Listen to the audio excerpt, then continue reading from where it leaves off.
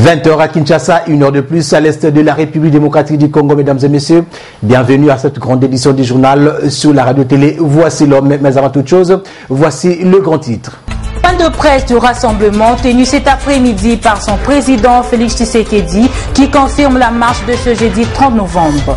Annulation de la marche de la MP et de l'opposition par le gouverneur André Kimbuta, la population quinoise a réagi.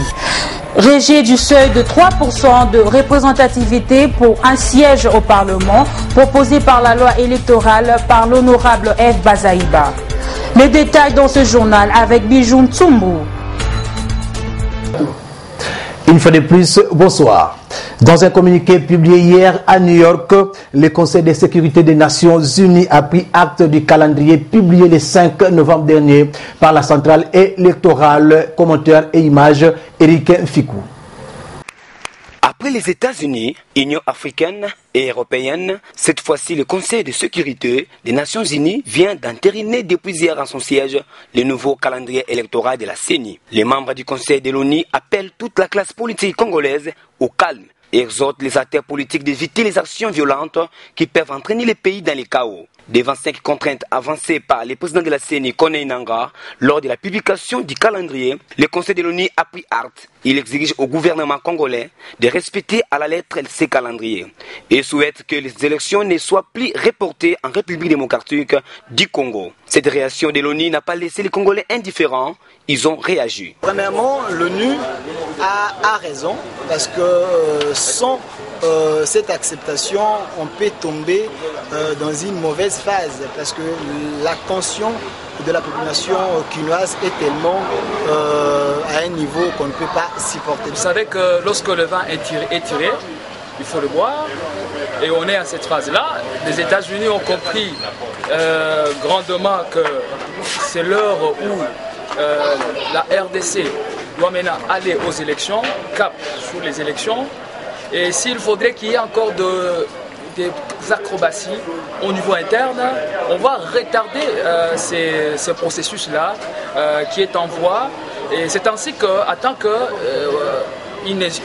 pays modèle de la démocratie, soucié de la démocratie, à leur niveau, ils ont accepté ces calendriers. Pour rappel, l'Organisation des Nations Unies a été créée en 1945 lors de la Seconde Guerre mondiale. 193 pays reconnus comme membres dans cette grande institution internationale.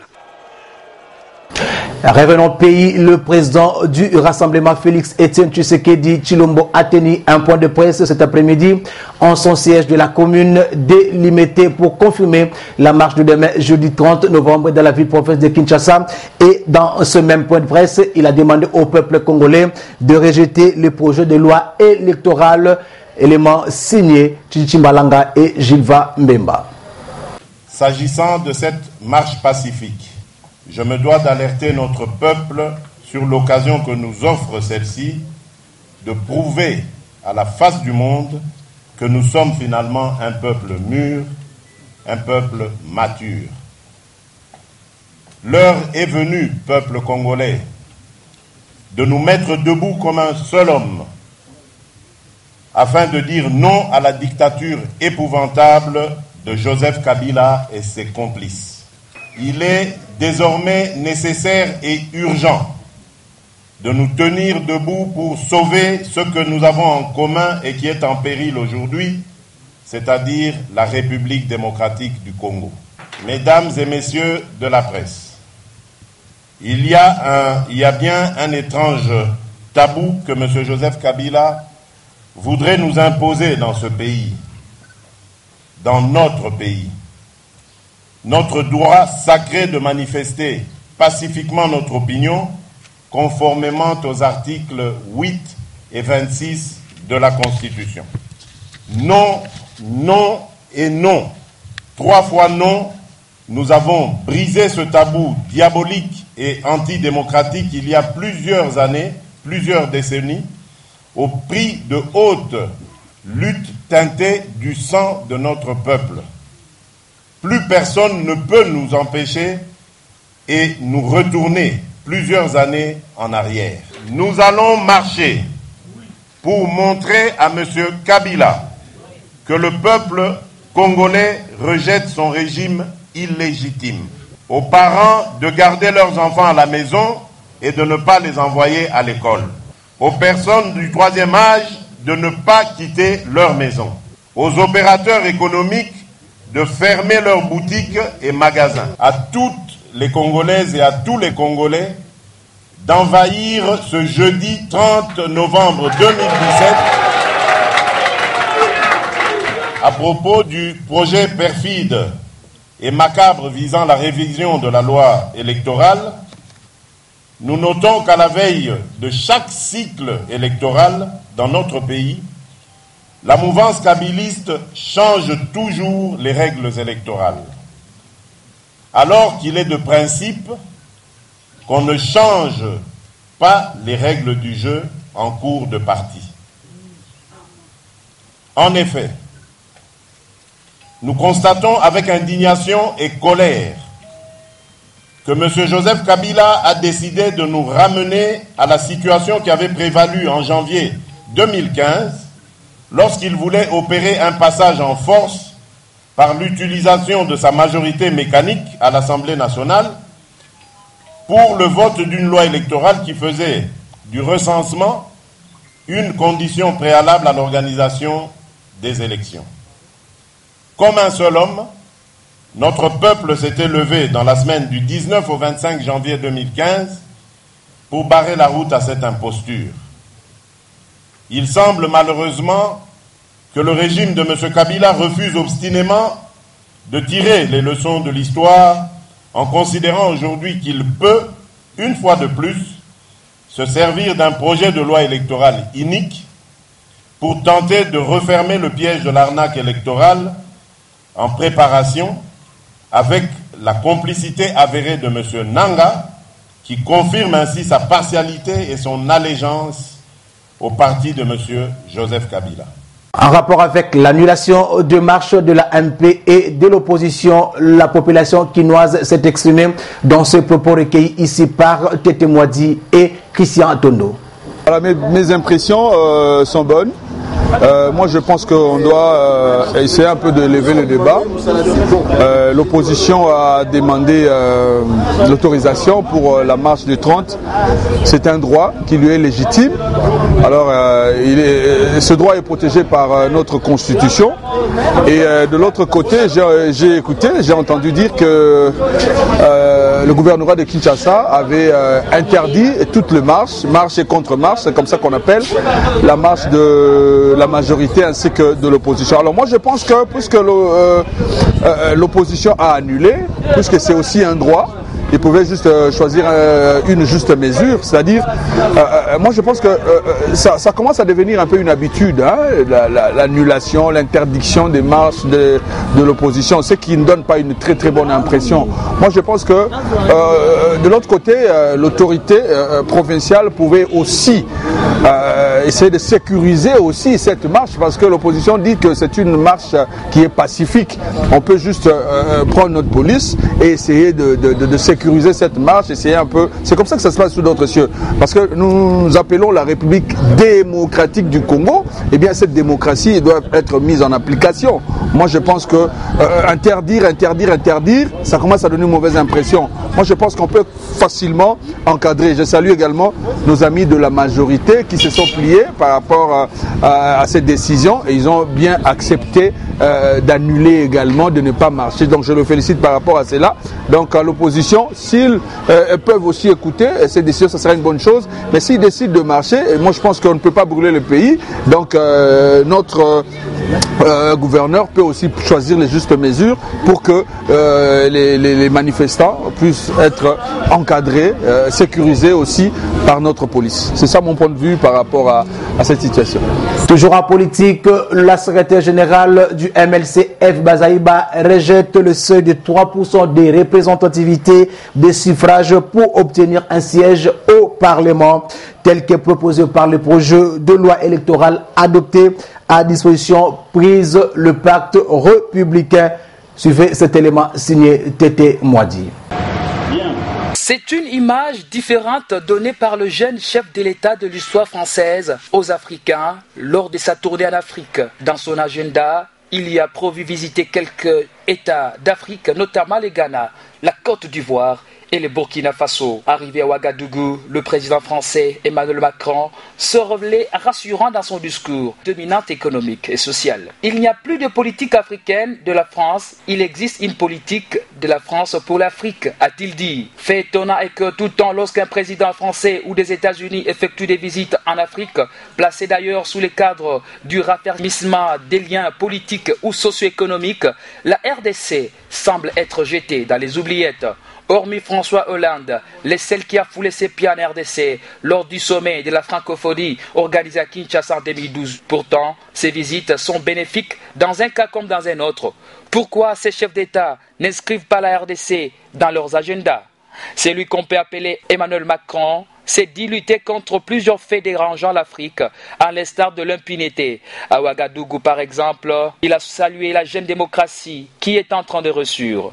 Par déduction, on peut se dire aujourd'hui pour qu'une sommité politique importante au monde vienne visiter un État, ce dernier devra être respectueux des tests et des lois fondamentales. C'est-à-dire, tout simplement, ce président étant à la tête de pays des vieilles démocraties au monde ne tolère guère la mauvaise gouvernance. Et j'en passe. Des pays modèles ou prometteurs de la bonne démocratie sont alignés, par exemple, le Ghana, le Sénégal.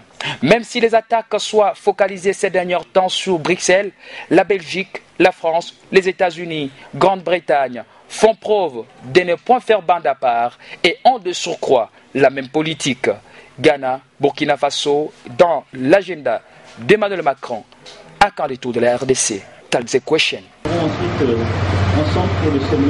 Où va la République démocratique du Congo? Les peuples s'interrogent. Outre le problème qui accable la population congolaise, s'ajoute la rareté de petites coupures de la monnaie locale ou mieux du franc congolais sur le marché. Cette situation qui inquiète au plus haut point la population congolaise, et cette population ne sait plus à quel sens se vouer. Trêve de commentaires, nous proposons cet élément. La RDC est en mal de réussite en ce qui concerne son économie qui par la suite a de retombées néfastes sur le social de son peuple. Hormis la dépréciation monétaire du franc congolais éclatée depuis un certain temps et à laquelle les autorités compétentes assistent passivement. Il y a tout lieu d'y ajouter en ce jour un autre fait créé délibérément du moment où de grosses coupures de 10 000 francs, 20 000 francs et 50 000 francs congolais ont été mises en circulation. Cela étant, ceci a occasionné la rareté de billets de petites coupures qui au fil du temps deviennent extrêmement chers sur le marché.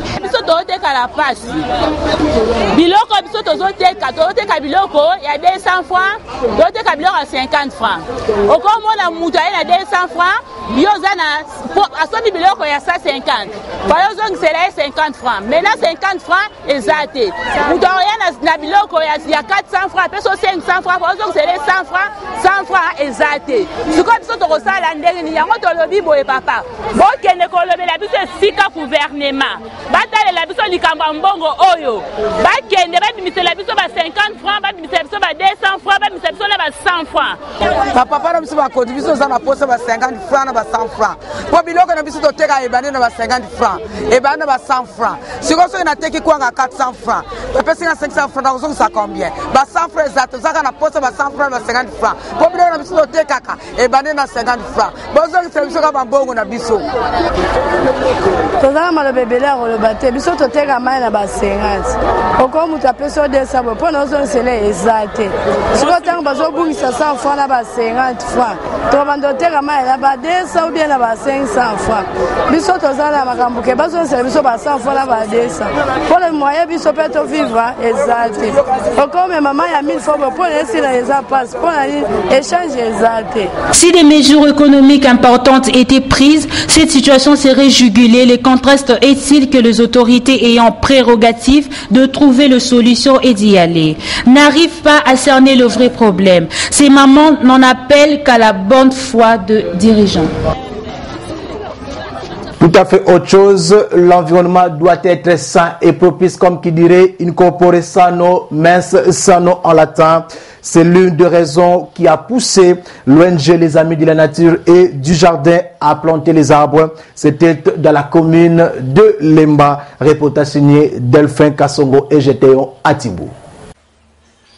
Organisée dans la commune de Lemba, l'ONG Les Amis de la Nature et du Jardin veut faire de cette plantation d'arbres dans la ville-province de Kinshasa un moyen de lutter contre le méfait de l'environnement. Mangalibi, le coordonnateur de l'association de la nature et du jardin, ANG en sigle, revient ici sur la nécessité de cette culture d'arbres.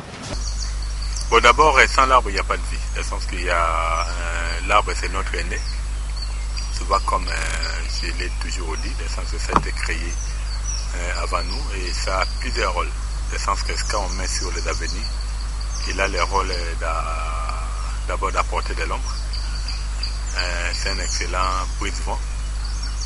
Aujourd'hui, si on parle du changement ou du réchauffement climatique, parce qu'on a beaucoup coupé. Et on est censé beaucoup planter pour pouvoir atténuer la chaleur ici dans notre capitale. Mais étant donné nous ne plantons pas assez, on vit comme on est en train de vivre. Dans le sens qu'il y a beaucoup de projets qui se font ici au niveau de la capitale. Il soulève par ailleurs les effets catastrophiques de celle-ci. Il y a risque de beaucoup de maladies, surtout quand il fait chaud. Alors, étant donné nous sommes l'Équateur, c'est pas sûr, ça traverse le Congo, ça montre que le niveau de la chaleur dans notre pays est beaucoup plus intense que dans beaucoup d'autres coins qui sont éloignés de l'Équateur. Et cela s'avère important que quand on fait des projets, qu'on ne doit pas négliger l'arbre. La plantation d'arbres est d'un intérêt capital afin de rendre l'environnement sain et propice, surtout en ces temps où le réchauffement climatique est d'actualité en RDC, comme à travers le monde. Par manque de tables, les vendeuses du marché UPEN dans la commune de Ngalema sont dans l'obligation d'étaler leurs marchandises à même les sols, constatés par Jefté Nimanimi. L'insalubrité bat son plein au marché UPEN dans la commune de Ngaliema. Les vendeuses de ces marchés, par manque de tables, sont dans l'obligation d'exposer leurs articles à même les sols. Comme vous le constatez dans ces reportages, les immondices et la marchandise font plus qu'un. La question reste posée, à qui profite l'argent que payent tous les jours ces mamans vendeuses de ces marchés? Car celles-ci n'ont pas de table pour étaler leurs légumes, poissons, farine et autres, comme ça se passe dans d'autres marchés de la place. De notre côté, nous sollicitons l'implication des autorités de la ville afin de mettre ces vendeuses dans des conditions qu'il faut et aussi de parler la population de ce coin de la ville est tombée chaque fois malade à cause de l'insalubrité. Mieux vaut prévenir que guérir, disent le médecin. Un tour à province, Denis Kambaye Chimbombo et Martin Kabouya sont les deux candidats gouverneurs de la province du Kasaï central qui ont été retenus par la commission électorale nationale indépendante CENI en sigle. Cette dernière a publié hier mardi 28 novembre la liste des candidats gouverneurs et vice-gouverneurs jugés recevables. Suivez cet élément signé Santa Kwango. L'ancien ministre des Sports Denis Kambaye Chimbombo est le candidat de la majorité présidentielle. Il forme un ticket avec Manix Kabouabwa, actuellement rapporteur de l'Assemblée provinciale du Kasaï central. Dans un premier temps, l'AMP avait présenté Mathias Bouabwa Wakayembe comme candidat gouverneur avant de porter son choix sur Denis Kambaye pour des raisons non renouvelées à la presse. Martin Kabouya Moulumba, député de l'opposition, se présente comme colissier Jérôme Moutou Woma. 4 candidats avaient déposé leur dossier au bureau des réceptions et des traitements des candidatures de la commission électorale. Le secrétaire exécutif provincial de la CENI au Kasaï central a déposé hier mardi la liste de candidats déclarés recevables à la cour pénale de Kananga où seront traités d'éventuels contentieux des candidatures. La publication de la liste définitive est prévue le 7 décembre prochain. Religion dans ce journal, depuis un moment, le phénomène consultation prophétique fait couler beaucoup d'encre et de salive. Dans la ville province de Kinshasa, raison qui fait douter plusieurs chrétiens. Des précisions dans ce reportage signé Delphin Kassogo. Le constat est fait. Les ténèbres ne régneront pas toujours, dit la Bible. L'Église en République démocratique du Congo est envahie par les imposteurs, appelés communément Big Prophet, l'homme du surnaturel, l'homme du moment, prophète de la nation et d'autres titres qui n'ont rien à voir avec la doctrine biblique. Selon plusieurs sources, ces mouvements a pour but d'escroquer les chrétiens de l'argent sous prétexte de la consultation prophétique. Une manière pour eux de s'enrichir. Prophète Élisée Kongolo, responsable de l'église Camp des vainqueurs, nous donne la lumière selon la Bible. Lelo ekomi mabe parce que komi mécanisme moko ya commerce pona ba prophète. Ba prophète bakomi kobotola batu biloko. Bakomi kobotola batu mbongo et komi même na ba tarif. Bible lobi to soit qui gratuitement, to peut s'appeler gratuitement. Mais Bible verset au bazo s'appuyer nango mingi. Eza verset à Samuel. Tango Saül azo kende kokutana na Samuel. Ce n'est pas Samuel asenga Saül mbongo, mais serviteur ya Saül ndalo bana Samuel que j'ai quelque chose otokoki ko remettre pas ya prophète. Prophète asenga mbongo te. Prophète asenga mbongo te. Ceux qui mutakoti na biro na yo, yemo kwa pesi mbongo, gloire à Dieu. Mais si ko ba pauvre, ba maman ba tekaka ba makala. Ozo senga 20 000 francs. $30. Frère, mon frère, atama oza nangote. Donc ozoli ya mbongo ya masumu, yango zomona botondi tondi kaka na ba hotel. Il fallait ba yembela bino bien, botondi tondi na Kinshasa boyo koluka ba mbongo na makambo ya consultation prophétique. Ba nani? Ba prophéticien. Ba prophéticien. Ça l'ensemble de Bible, c'est l'œuvre de l'Éternel qui te bénira. Et c'est le Dieu de ton père qui te dira mal qui a causé la père spirituel. Dans la bêtise. Bokomi ko fingi sabiso nyonso ba prophéticien. Nzamba sungabino misale zozonga na Congo. Et belé bokotika musala bokotika la biso musala. L'actualité en dehors de nos frontières, la tournée d'Emmanuel Macron, président français en Afrique. 3 pays ont été à l'honneur, notamment le Ghana, la Côte d'Ivoire et le Burkina Faso. Mais la République démocratique du Congo ne se figurait pas dans son agenda. Pourquoi cet état de situation? Suivait cette réflexion de la rédaction de la radio-télé. Voici l'homme, lu ici par Gédéon Atibou. C'est une image différente donnée par le jeune chef de l'État de l'histoire française aux Africains lors de sa tournée en Afrique. Dans son agenda, il y a prévu visiter quelques États d'Afrique, notamment le Ghana, la Côte d'Ivoire et le Burkina Faso. Arrivé à Ouagadougou, le président français Emmanuel Macron se révélait rassurant dans son discours, dominante économique et sociale. Il n'y a plus de politique africaine de la France, il existe une politique de la France pour l'Afrique, a-t-il dit. Fait étonnant est que tout le temps lorsqu'un président français ou des États-Unis effectue des visites en Afrique, placées d'ailleurs sous le cadre du raffermissement des liens politiques ou socio-économiques, la RDC semble être jetée dans les oubliettes. Hormis François Hollande, le seul qui a foulé ses pieds en RDC lors du sommet de la francophonie organisé à Kinshasa en 2012. Pourtant, ces visites sont bénéfiques dans un cas comme dans un autre.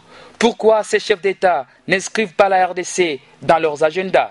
C'est lui qu'on peut appeler Emmanuel Macron. C'est d'y lutter contre plusieurs faits dérangeant l'Afrique, à l'instar de l'impunité. À Ouagadougou, par exemple, il a salué la jeune démocratie qui est en train de ressurgir.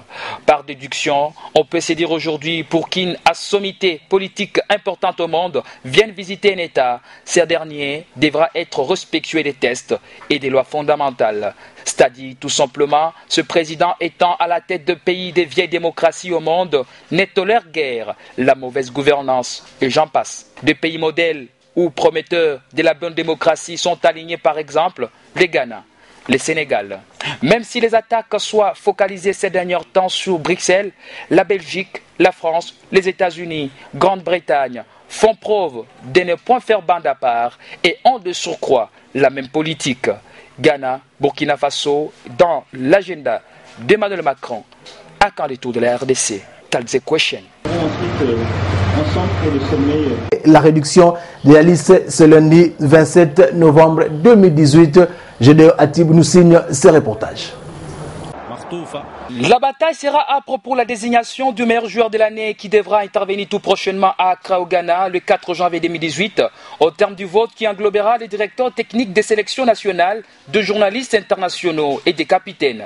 À cet effet, la Confédération africaine de football a réduit sa liste des nominés pour cette récompense individuelle à 11 tant pour le joueur évoluant en Europe que pour ceux évoluant sur le continent. 3 joueurs de cette liste sortent du lot et font figure des candidats sérieux pour la Palme d'Or. Il s'agit de Pierre-Emerick Aubameyang, ce pateur gabonais de nouveau sur la liste, déjà lauréat en 2015 après une saison exceptionnelle. Le Gabonais a échoué en 2016 face à l'Algérien Riyad Mahrez qui pour cet exercice 2016-2017 n'a pas été aligné au regard d'une saison alambiquée avec Leicester et surtout la non-qualification des Fenech au Mondial Russie 2018. Pierre-Emerick Aubameyang, sociétaire du club allemand du Borussia Dortmund pour lequel il a inscrit cette année 43 buts en 52 matchs, soit mieux que l'an dernier, garde encore toutes ses armes. Un autre candidat, c'est l'homme fort du Sénégal, Sadio Mané, qui a surpris plus d'un par ses prouesses individuelles. Engagé avec Liverpool en Ligue des Champions, Sadio Mané a marqué 13 buts et livré 8 passes décisives. Le grand fait d'armes pour ces Lions de la Teranga reste la brillante qualification au mondial où lui-même s'y est totalement impliqué. D'aucuns affirment que Sadio Mané est sous les traces de la Hadji Diouf.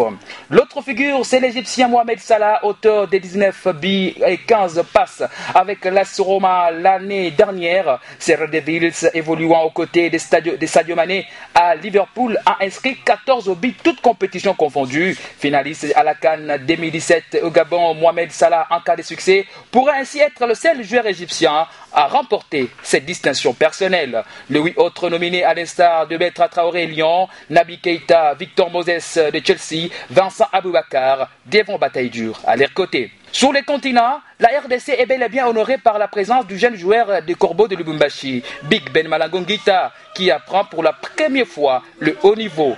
Malango est un élément en montée fulgurante dont on puisse être fier. Vainqueur avec Mazembe cette année en Coupe de la Confédération, Ben Malango a tous les atouts à mettre en valeur. Côté entraîneur, le Baba Pamphile Miayo Kazembe fait son entrée fracassante à la cour de grand aux côtés des sélectionnaires des équipes nationales à l'instar des Garner Road, Nigeria, Rector Cooper, Égypte, Igor Bros, Cameroun et Houssine Amouta du Wydad Athletic Club de Casablanca. Vainqueur de la 22e édition de la Lina Foot et la Coupe de la Confédération, complétée samedi dernier face au Super Sport United d'Afrique du Sud, Mayayo Kazembe est le seul entraîneur dont l'âge est en dessous des 41 ans. Le 4 janvier 2018 à Accra, le Congo peut être honoré valablement par de talents dont le prouesse ont éclaté au grand jour. Ça n'est complètement fini, mesdames et messieurs. Merci de nous avoir suivis. Mais avant de nous quitter, voici les principales articulations de cette grande édition de ce soir. Point de presse du rassemblement tenu cet après-midi par son président Félix Tshisekedi qui confirme la marche de ce jeudi 30 novembre. Annulation de la marche de la MP et de l'opposition par le gouverneur André Kimbuta, la population quinoise a réagi. Rejet du seuil de 3% de représentativité pour un siège au Parlement proposé par la loi électorale par l'honorable F. Bazaïba. Les détails, vous les avez suivis dans ce journal. Les bonnes choses ne durent jamais, c'est la fin de cette édition du journal, mesdames et messieurs. C'était un réel plaisir de vous savoir nombreux de votre poste téléviseur en train de suivre cette édition du journal. Un joyeux anniversaire au pasteur François Moutombo. Voici l'homme, l'initiateur de la chaîne. Les rendez-vous est plus pour demain, même chaîne, même heure. D'ici là, portez-vous bien et surtout bon sur des programmes chez nous. Au revoir.